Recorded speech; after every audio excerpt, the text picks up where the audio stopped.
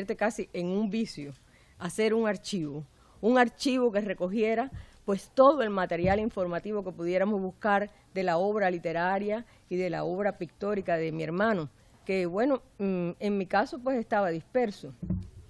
Contaba con algunos materiales muy importantes, las cartas, periódicos, y que tenía periódicos de Cuba, porque en Cuba él, tanto en Camagüey fue publicado, en el periódico El Camagüeyano, y también en libros que eran obras colectivas y que apareció. Bueno, teníamos eso, periódicos de La Habana, donde él participó en la directiva y la creación de una hoja literaria en dichos periódicos. Es decir, contábamos con elementos de esa índole y los que él nos iba mandando y llegaban.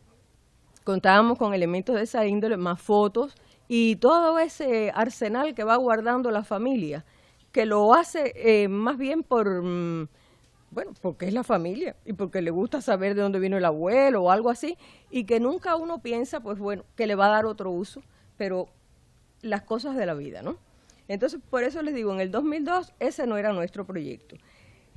Era recopilar, y estábamos interesados en todo lo que pudiera aparecer en este sentido. Me voy guiando por aquí porque soy habladora y si no, no terminamos.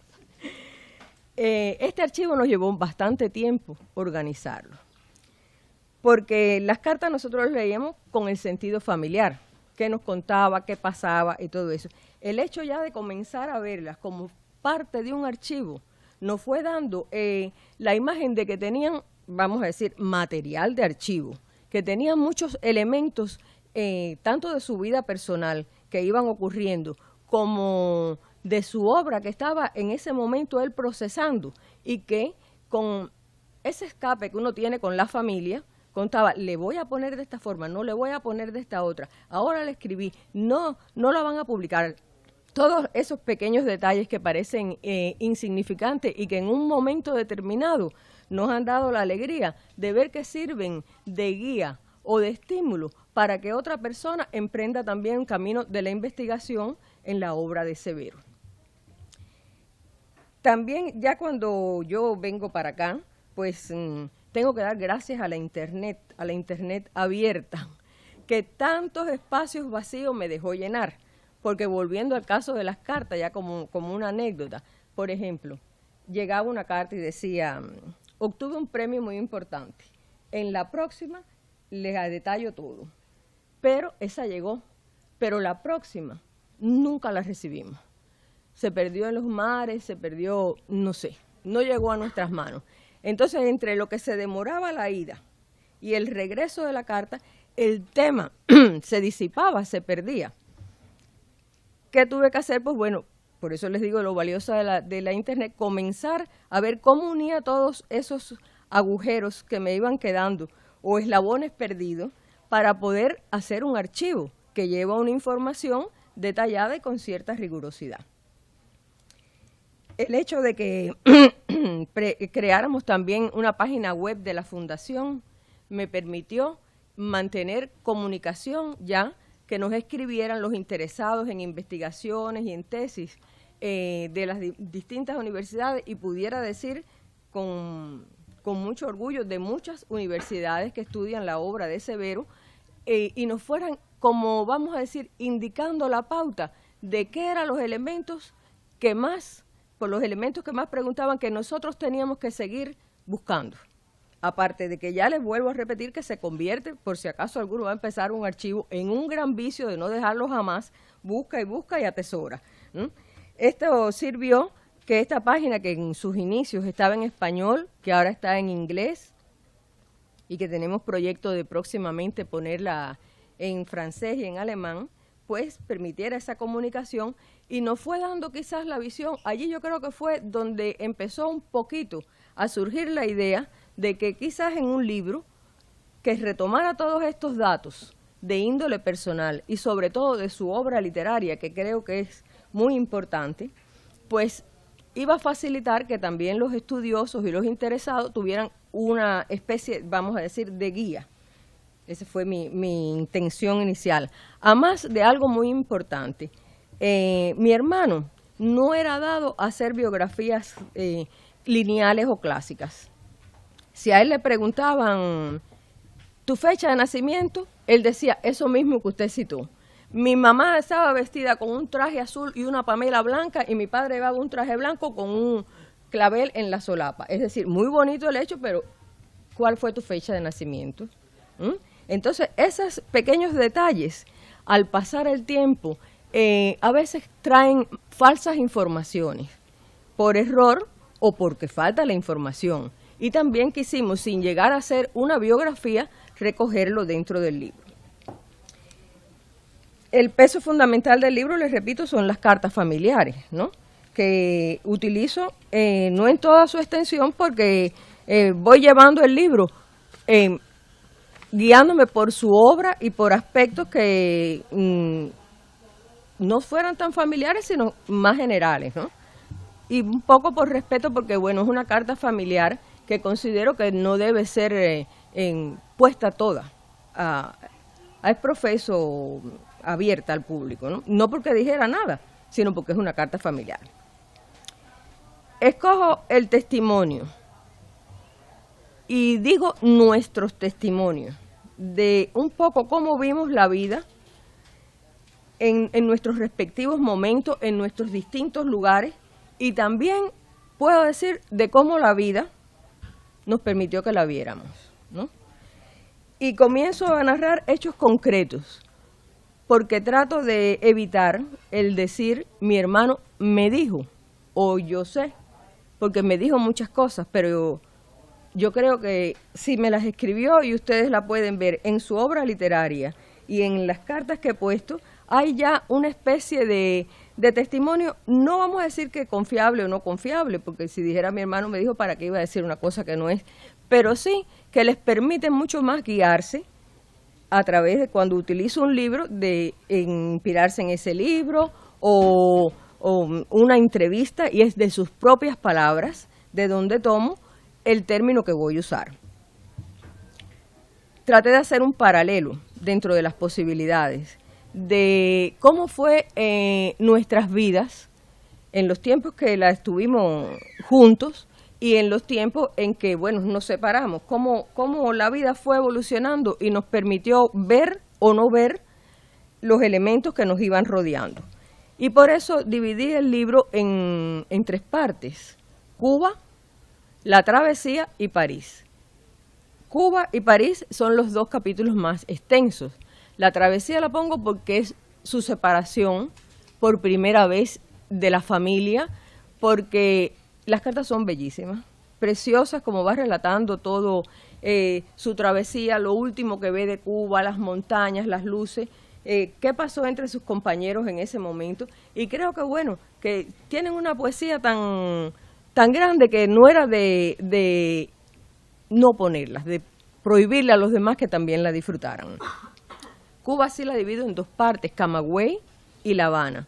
Camagüey, bueno, porque es el lugar donde nacimos, donde él crece como escritor, como se forma como escritor, donde están sus bases, donde pertenece a sus primeros grupos, donde están sus primeras publicaciones, y todo ese ambiente que hace que Severo, aunque fuimos para La Habana porque iba a estudiar medicina, en un momento determinado decidiera que era mejor ser escritor. Yo creo que hizo muy bien.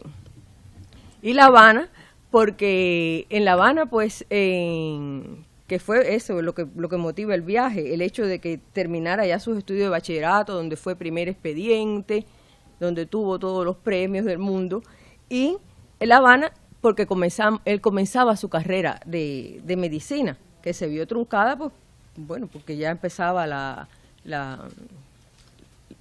esta revolución y cerraron la universidad, las luchas revolucionarias, ¿no?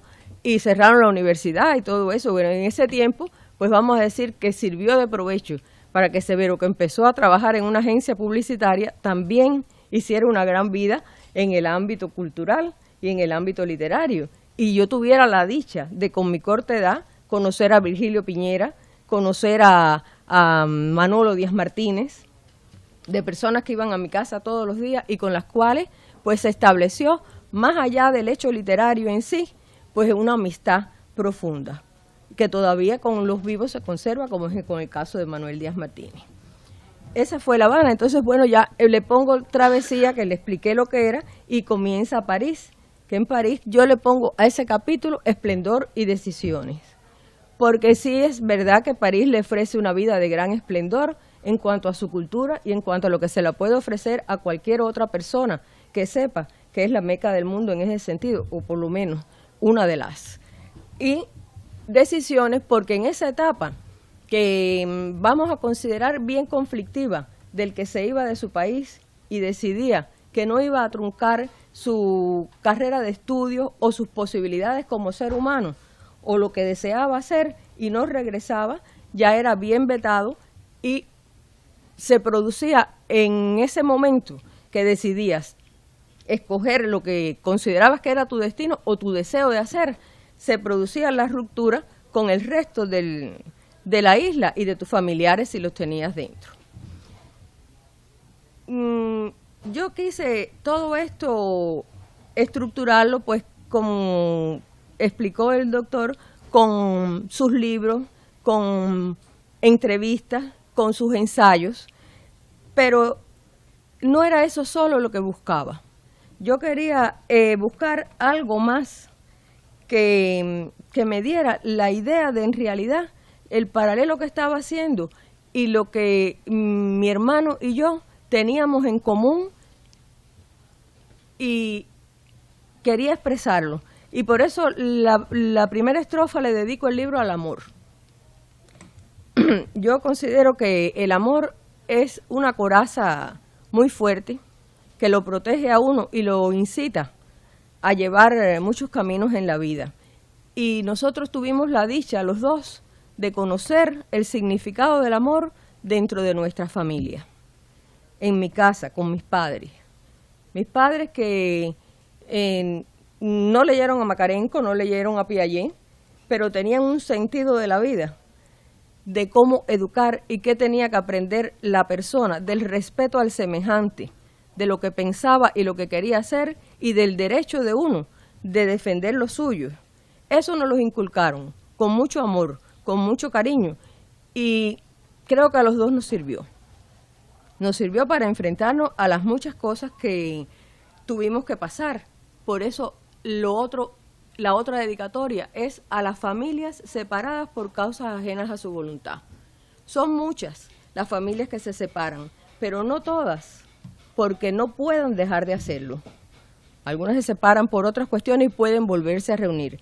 Pero este hecho significativo marca mucho la vida del cubano. Del cubano me refiero a todos los años, pero muy marcado en la temporada del 60, de aquel inicio donde separarse o irse significaba que el que se iba era vetado y el que se quedaba tenía un familiar gusano, lo cual representaba una limitante y lo cual representaba para muchos hasta el ser evadido por amigos y conocidos, porque si lo veían hablando con un familiar de gusano, podían pensar y comenzaba todo aquello.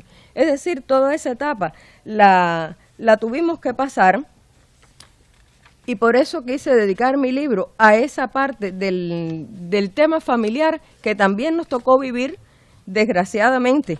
Y digo desgraciadamente porque tan infeliz es el individuo que se separa de su familia a cualquier edad, como la sociedad que hace esto de esta forma, que el individuo tenga que separarse. Es decir, tan doloroso es para uno como negativo para la formación y para un sistema, llevarlo como una regla, independientemente del momento que sea. Entonces, pues bueno, más o menos este es el libro. Ya ustedes saben, relata esa familia separada relata la mía. Hay muchas, todas las familias son importantes, todas las familias tienen sus características.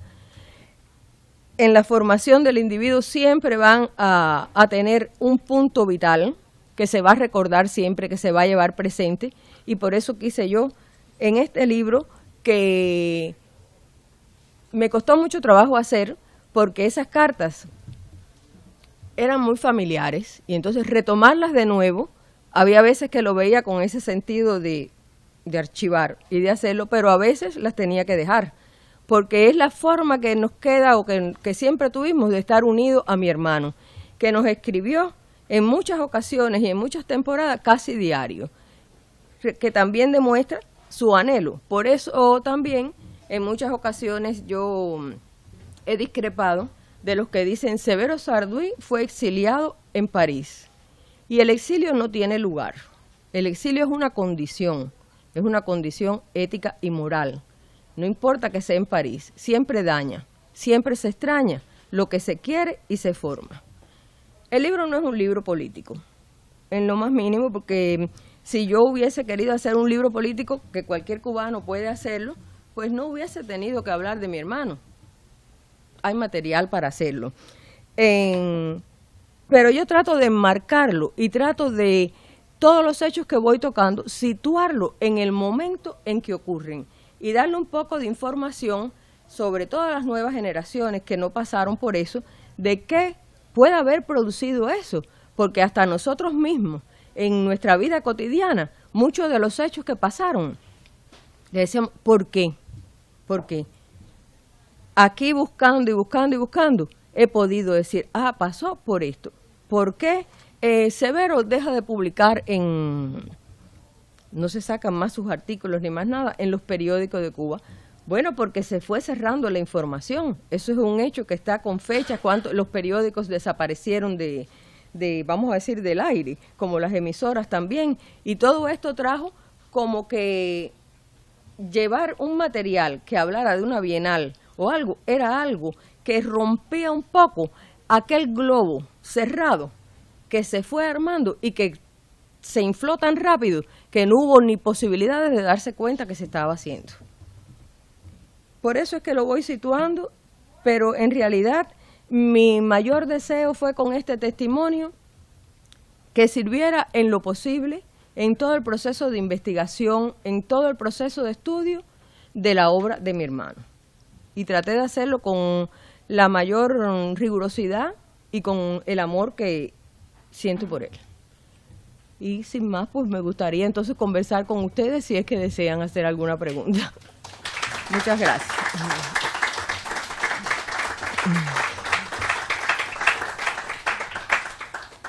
Y a usted me maravilló sus anécdotas y su muy buena. Bueno, pues estoy a disposición de ustedes si quieren alguna pregunta o quieren saber algo. Yo tengo un montón de preguntas. Pues voy usted. a hacer una solamente. ¿Cómo se produce la decisión de irse a París?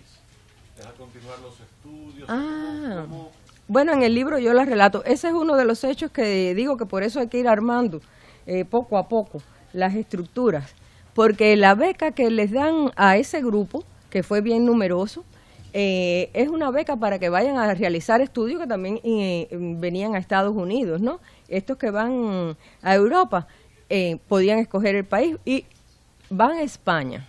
Mi hermano llega a Madrid, a España, y allí está maravillado y comienza a escribirnos de lo bien que se siente, todo eso, empieza a visitar el Prado y sus meninas que tanto ha adorado él, y de pronto en Cuba, en una de las múltiples intervenciones casi diarias que hacía Fidel en sus inicios, el origen no lo sé bien, pero sé que como era su costumbre y quizás siga siendo si hablara, pues empezó a injuriar a España y las relaciones con España. Y de repente entró en el estudio, no sé cómo pudo ese señor entrar, Logendio, que era el embajador de España en Cuba, en La Habana. Entró al estudio y no dio tiempo de quitar audios y todo eso, pues eso fue una sorpresa muy grande. Y se paró delante y le dijo que él no le permitía que hablara así de España. Y un poco se alteró y hasta le dio sus buenos manotazos así en la cara a Fidel. Quitaron inmediatamente el video, pero no quitaron el audio y se oía cómo él le decía cosas. Yo digo ahí en el libro que también todavía me sigo preguntando la suerte que tuvo Logendio, porque eso era años 60. Inmediatamente ese estudio estaba en 23IP en La Habana. Inmediatamente esa calle se llenó de defensores de Fidel, porque ese hombre lo había ido. Yo no sé cómo él salió vivo de esa. Y entonces, a partir de allí, los becados que estaban en Madrid deben retirarse por una cuestión de que habían insultado a la revolución. Y Severo se va a París, porque en París ya estaban algunos de los compañeros de viaje. Estaba Manuel Díaz Martínez, que por otros motivos no había podido quedarse en España, y no me acuerdo si estaba Willy Merayo, un pintor, y le empiezan a escribir de que vaya para allá. Y cuando él llega, pues ya le tienen su habitación en la Cité Universitaria y comienza allí a desarrollar su vida. Es decir, que como digo en el libro, no niego que él hubiese ido a París, porque es ilógico que no hubiese conocido a París, ¿no? O se hubiese interesado en todo el dinamismo y en toda la vida literaria de París, pero sus inicios no fueron allí. Duró poco en España, porque ese incidente fue casi recién ellos idos. Él se va el 12 de diciembre del 59, es decir, que no lleva ni un año todavía en Cuba de revolución y de todo ese tiempo, y eso sería casi como en febrero o algo así del 60. Sí, justamente yo decía que la suerte de él haberse ido a París es nuestra, porque ahí se desarrolla la obra de él, se inserta en una escala mundial en realidad, y se desarrolla de una manera muy muy importante. Pero suerte para él no, porque todo exilio es duro, y la suerte de él es no haberse quedado en Cuba, porque lo hubiesen censurado, quizás hoy día no se conocería su obra, o se conocería a destiempo, ¿no? como ha sucedido con otros escritores cubanos. Sí, no creo que se hubiese desarrollado de esta forma, aunque quien lo ha leído y quien lo conoció sabe que Severo era muy amante de la libertad. Todo, en todo sentido, lo mismo en el ser humano que en su derecho a expresarse, a ser como quisiera ser. Por eso le digo que eso fue nuestros padres que nos los inculcaron. Respeta a los demás, pero tú sé como quieres ser. Que tienes eso también que llevarlo adelante. Se ve en sus novelas, porque la forma de escribir de mi hermano, tal como usted dijo, Severo no es un escritor que sea fácil de su lectura, pero él lo quiso así, porque capacidad tenía para haberlo hecho trillado y lineal y haber hecho una novela clásica, sin quitarnos el trillado, algo clásico, ¿no? Entonces, yo también considero que fue una suerte que llegara a París en ese sentido, porque en ese momento, por lo que yo he leído y por lo que sé y por lo que él también expresa en sus entrevistas, había un mundo explosivo de literatura, de conocimientos, de querer crear, de decir, ese mismo grupo al que él pertenece es una vanguardia dentro del avance de lo que es la obra literaria, el mundo de la literatura, y puede pertenecer a él. ¿Cuál es la desventaja de lo que usted decía? Que en esos años 60, ¿quién en Europa, en América, no decía Cuba sí? Decir, mira, yo creo que Cuba pero está loco, ¿qué hace aquí? Ese es un agente de la CIA. Entonces sí le fue muy difícil. Sí le fue muy difícil ser él. Mantener su silencio. El silencio a veces es la mejor respuesta que se puede dar ante una situación, porque yo acá voy a cumplir 12 años de haber salido de Cuba. No pudimos salir, por lo tanto estábamos allí, su familia. Y no vamos a hablar de las tantas artimañas que puede tener una tiranía o una dictadura. Bueno, si alguno quiere hacerme otra pregunta. Usted me dijo la primera vez que hablamos que Severo se consideraba a sí mismo un aislado. Un aislado, él decía eso, que él no era un quedado, que él era un aislado, porque él venía de una isla. Y si no decía, no, yo no me quedé, yo me fui quedando poco a poco, porque él todo eso le daba, vamos a decir que un barniz de humor, ¿no? Como la misma entrada del Cristo a La Habana, que él nos empezó a decir nombres del libro. No, yo le voy a poner el boomerang. El boomerang. Y después me escribió, no, ese es muy agresivo, porque el boomerang... Después me dijo, le voy a poner la entrada del Cristo a La Habana. Yo le dije, bueno, es lo de un capítulo tuyo, pero yo creo que debes meditarlo, porque cuando tú pongas aquí la entrada de Cristo a La Habana, figúrate, nosotros que estamos viviendo aquí, entonces, bueno, en fin, y por eso llegó a De Donde Son los Cantantes, sí, que él se maravilló con el disco de los Matamoros que nosotros le enviamos y dijo, es tan dulce la música, tan linda, y esas canciones dicen tanto, que se va a llamar De Donde Son los Cantantes. Así que,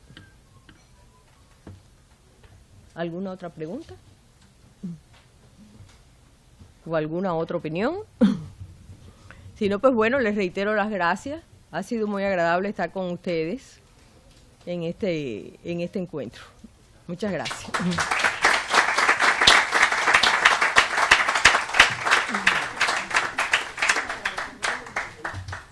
El libro está a venta afuera y vamos a tener la autora firmando en la otra parte de la librería.